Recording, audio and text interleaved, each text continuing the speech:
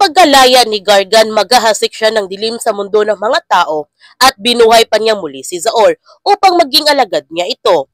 Naghihintay naman si Hagorn sa Balaak sa pagdating ng kanilang bathaluman upang palayain sila sa Balaak at para maghasik na sila ng dilim sa buong Encantadia. Habang sina Mira at Lyra, may bagong misyon naman silang haharapin. Binigyan sila ng sandata ni Cassiopeia upang iligtas si Perena. At bukod pa rito, kailangan nila harangan ang dadaanan o labasan ng mga kampo ng Balaak. Ipinaalam na din ni Cassiopeia sa mga bagong sangre na may bago silang kalaban na darating at sobrang makapangyarihan ito.